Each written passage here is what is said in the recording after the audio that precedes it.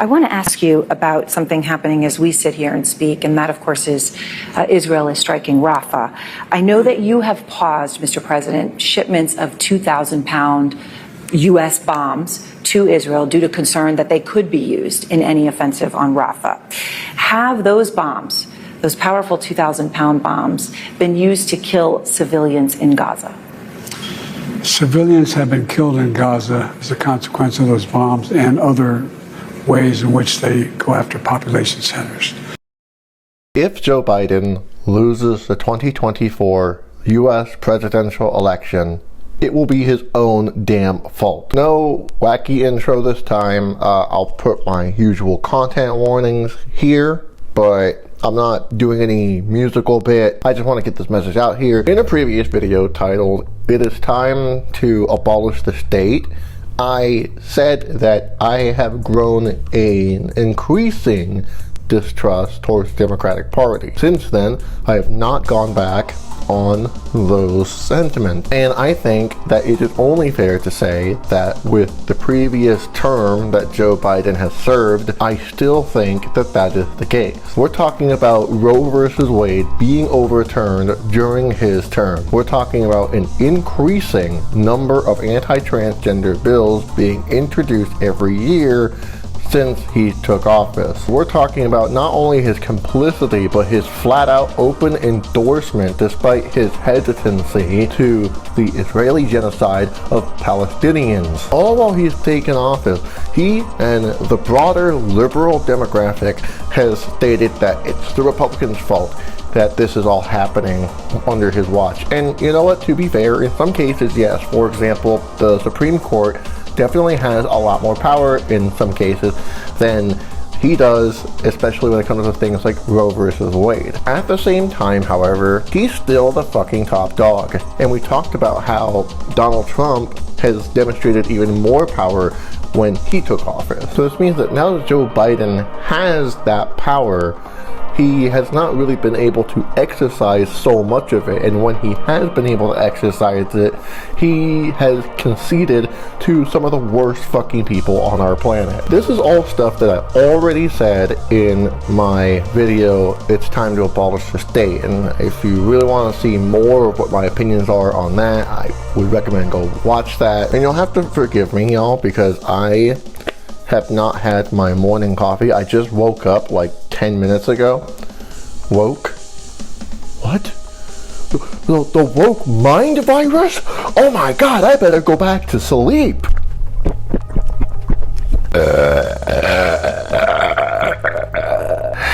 We're gonna fucking rustle some liberal jimmies. The first thing that liberals will try to say, which is probably the most irritating point that they always make, is that a criticism against Biden is an endorsement for Donald Trump. I think that that right there is a flat-out disrespect to all of the people that liberals pretend to want to advertise their fancy new favorite white supremacist to. And by the way, when I say favorite white supremacist, I am referring to Biden. I think sometimes liberals forget that the whole point of running a presidential campaign is that you gotta sell the voters that, you know, you'll hold legitimacy when you're elected. Like, that's kind of the whole point of, like, saying, hey, vote for me, the other guy is shit. Criticisms of whatever particular candidate that is should not follow with, well, I guess you really want the other guy. Say you have like Nickelodeon, right? And then you have Cartoon Network. Let's say, for example, you've checked out some of the shows on Nickelodeon and you don't really like the shows on Nickelodeon, but then you watch Cartoon Network and they have their own set of shows that are completely different than Nickelodeon. But you later find out that you don't really like what's going on with Cartoon Network either. So does that mean that if I criticize Nickelodeon, that I really want to fucking watch Cartoon Network? No. Like, no. It means I don't like either one of these. I'd rather watch something else, like a documentary or something. Not to mention, I absolutely abhor Donald Trump, like so much so that I even lost my job due to my hatred of Donald Trump for speaking out against Donald Trump. You really think that someone in my position wants to be fucking told, well, guess you really want to vote for that guy? But yeah, I don't like Donald Trump, and I think that if you're a liberal or a Democrat and you hear criticism of Joseph Biden and the broader Democratic Party, the last thing you want to do in order to make your party look good is retaliate with something to the effect of, well, I guess you really want that motherfucker. I think to that, people should say, well, I guess you want to lose more voters, because it makes you look like a dumbass, it makes you look like a jackass, and it also, well, I mean, given your party's mascot, it makes you look like an ass. Go figure. But that's none of my business. The second thing that I want to go over is Joe Biden has had every opportunity to do what the voters asked him to do. And we've already went through a lot of examples already, but I think one primary example is the recent genocide of Israel against Palestine. Some of you less informed clogs out there might assume that this has nothing to do with Joe Biden because it's a foreign country doing something to another foreign country. But I want to put something into perspective in your head to really think about for a moment here. Joe Biden bypassed Congress to give Israel $14.5 billion to enact this genocide. So I do need to make a correction because I did say something that was factually wrong, and actually, upon further research into this topic, I found out that it's actually far worse. Let me explain. The part of which I got correct was the part where the Biden administration sent $14.5 billion to Israel, but the part that I got wrong was the fact that actually Congress did in fact approve that. In early November of 2023, Biden did not need to bypass Congress for this. So then, what am I talking about when I say that Joe Biden had to bypass Congress to fund Israel? Well, in December of 2023, Biden had to bypass Congress in order to supply Israel with tank shells to, enact their ethnic cleansing. At this time, despite their name being the Israeli Defense Force, the IDF was on the offense in Gaza, wiping several communities and cities in northern Gaza.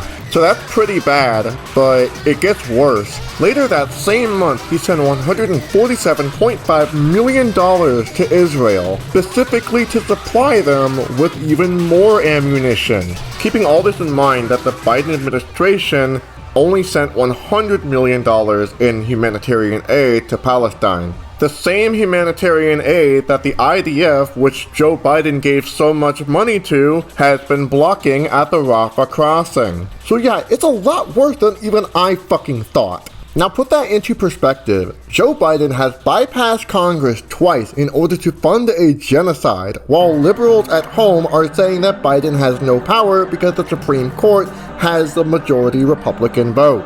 Do you now see this wild contradiction that I have displayed before you, and how absolutely mind-numbing it is to have to argue with liberals as to why their favorite white supremacist is ineffective to meaningfully combating white supremacy and capitalist imperialism? Just wow.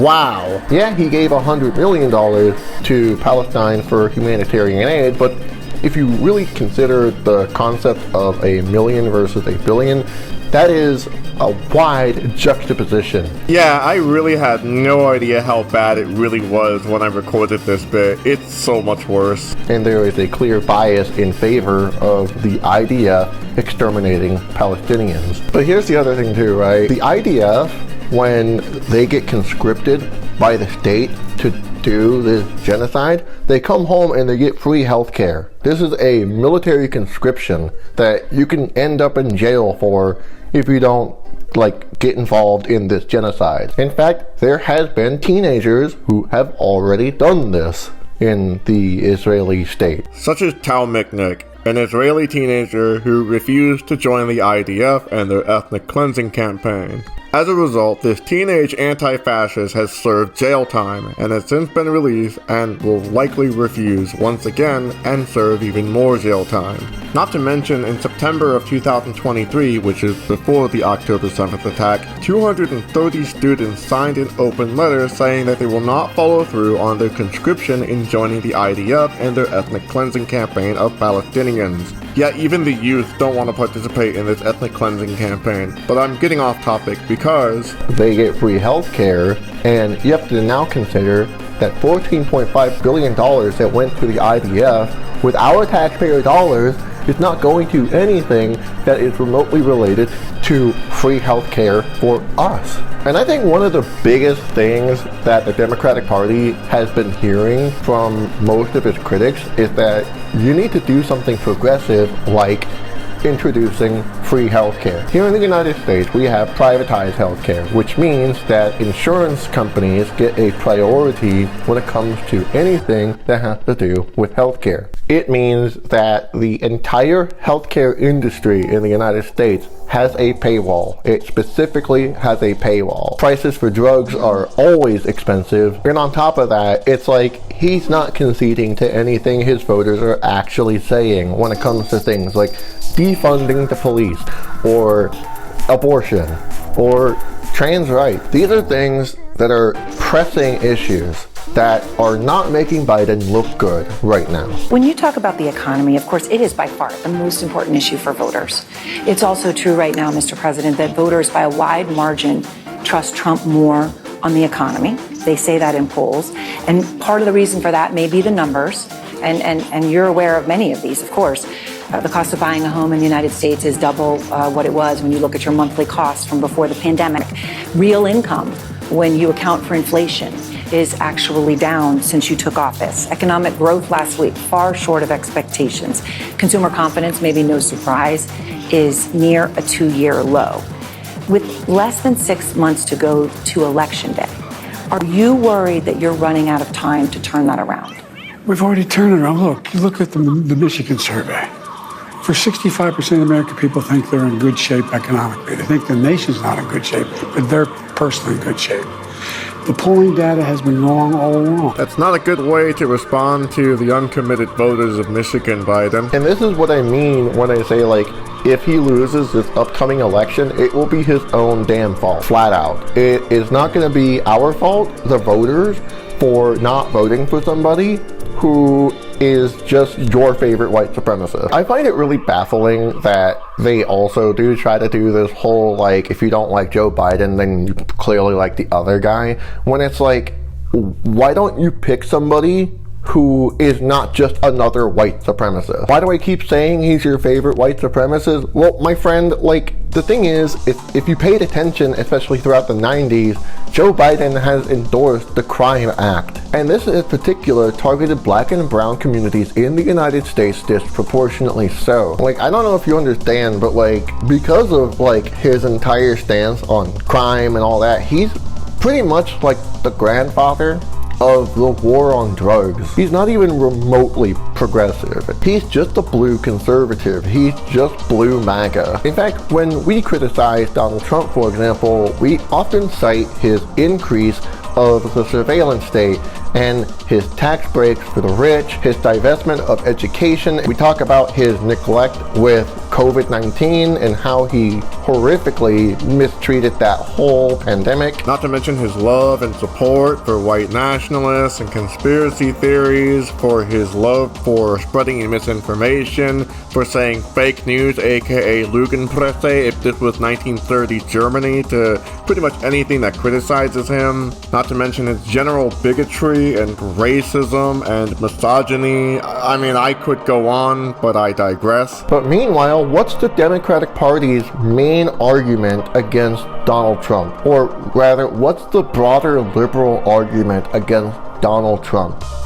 He's Cheeto Man. His hair looks bad. His hair does look bad, but what does that have to do with people being stormed into by ICE agents with their rights being taken away. What does that have to do with an increase of the police surveillance state? And what's also interesting is that if anything at all, like throughout Biden's administration, we have not only seen an increase of the funding of the police, we've seen the efforts to try to get Cop City built in the Atlanta city forest, and we've also seen an increase of bills introduced in the United States that make it illegal to protest. We have seen an unadulterated bolstering of the surveillance state, while the right to freedom of speech has been decimated over and over and over again. And we're slowly losing our ability to fight back against the state, especially legally and safely to do. So I really want to make this absolutely clear to any liberal who is watching this right now. If you really are at this point to where you're like, well, if you don't like Biden, then you just want Project 2025 and fascism, well, maybe pick a better fucking political candidate.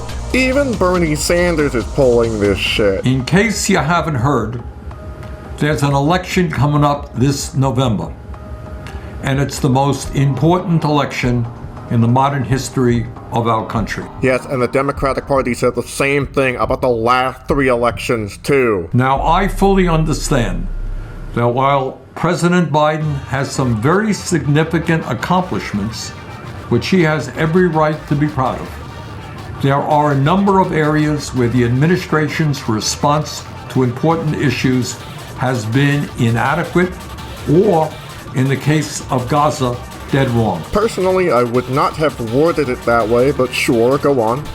In my view, and the view of most progressives, the United States should not be giving another nickel to Netanyahu and his right-wing extremist government to continue their horrific war against the people of Gaza. By the time Bernie Sanders uploaded this video, the Biden administration had already spent billions of dollars on this ethnic cleansing campaign, so Biden doesn't even give a fuck about what his voters think. We also need to do a lot more work in addressing the massive level of income and wealth inequality, low wages, the housing crisis, our dysfunctional healthcare system, totally inadequate childcare, student debt, and the absolute need for affordable higher education, among many other issues. Bernie Sanders has a track record of saying things that are absolutely true, but not putting any bite where his barks are. When he dropped out of the 2020 presidential election, he said, quote, "I cannot in good conscience continue to mount a campaign that cannot win and which would interfere with the most important work required of all of us in this difficult hour. While this campaign is coming to an end, our movement is not." He later went on to very pathetically endorse Joseph Biden's campaign. Good evening. Our great nation is now living in an unprecedented moment. We're facing the worst public health crisis in 100 years and the worst economic collapse since the Great Depression. We are confronting systemic racism and the enormous threat to our planet of climate change. This election is the most important in the modern history of this country. Oh my god, he even said it in the year 2020. Oh my god, if it really was the most important election in modern US history, then why don't you pick a better political fucking candidate? In response to the unprecedented crises we face, we need an unprecedented response, a movement like never before, of people who are prepared to stand up and fight for democracy and decency and against greed, oligarchy, and bigotry. And we need Joe Biden as our next president. Oh, God. If you believe in democracy, and I know you all do, if you believe in science, if you believe in justice and workers' rights, let me be very clear. The next several months will be the most important in modern American history. Yes, Donald Trump is a pathological liar. He's a racist, a sexist, a xenophobe, a homophobe, and a religious bigot.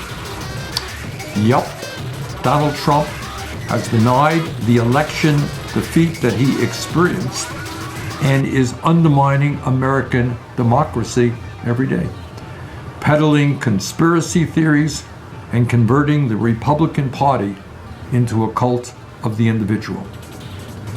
Yep. Donald Trump has contempt for a free media and has encouraged violence and the never-before-seen use of the military and federal agents against U.S. citizens. But if you believe Donald Trump's first term was dangerous, I want you to think for a moment about what a second term would look like. And, Mr. Sanders, Biden hasn't done a damn thing to combat all of those systemic problems that you have just rightfully highlighted. The threat of what Donald Trump is going to do to this country should not be your selling point for your favorite white supremacist. Not even Obama was this bad. Yeah, a second Donald Trump term absolutely terrifies me, to no end. But what has the Democratic Party meaningfully done to further disempower the Republican stronghold on Congress and the Supreme Court, or to make any kind of legitimate promises that can be meaningfully delivered within the next 4 years? Of course, to be clear, this is not in defense of the Republican Party, because all they want to do is take away more basic human rights and give tax breaks to the rich. I'm not blind to this, but there really is no checks and balances to this broader claim that you are making here.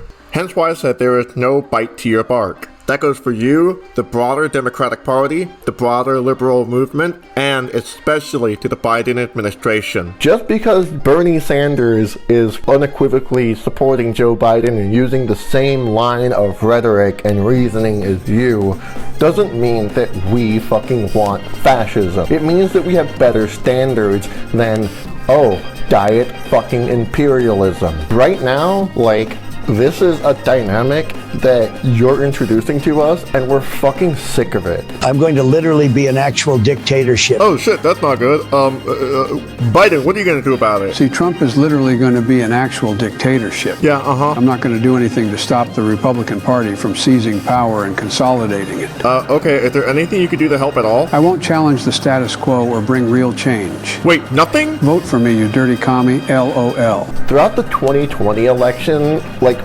we all kind of got bullied into voting for Joe Biden because Trump was president, and clearly, very blatantly, Trump was not a fucking good president. I mean, maybe you could argue really fucking bad. And so people were saying, if you vote for Joe Biden, we're going to have policies introduced that are progressive, and we're going to have more of a leverage over the state. We're going to probably get closer to the ear of the president, so that way things could get done better and easier and stuff. When the fuck has that happened? At all. Because I'm going to tell you right now, no. Just shut the fuck up. I think if that is really your position, that if we criticize Joe Biden, that we want Donald Trump, then you're just no better than a proud boy to my eyes. Because all you're really doing is telling me to stand back and stand by when all I'm trying to do is question authority, which I think we're losing the ability to do so every day in the United States of America. Obviously, yeah, Donald Trump is worse than Biden. Clearly so. Not just in his character, but also just in his political views.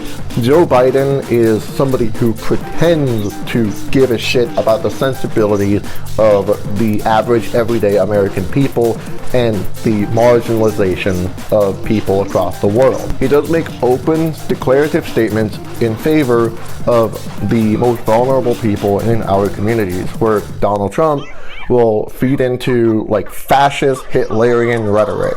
But I think the thing that we need to remember is that actions speak louder than words. And so if Joe Biden is really going to give a shit about the most vulnerable people in our world, in our country right now, he needs to put his money where his mouth is. And clearly his money is going to the IDF so they get free healthcare, and to bomb and genocide in an ethnic cleansing campaign against Palestine. There is a huge difference between what is being said about Joe Biden and what Joe Biden is saying and what Joe Biden is actually doing. And quite frankly, we're fucking sick of it. Thanks for having me.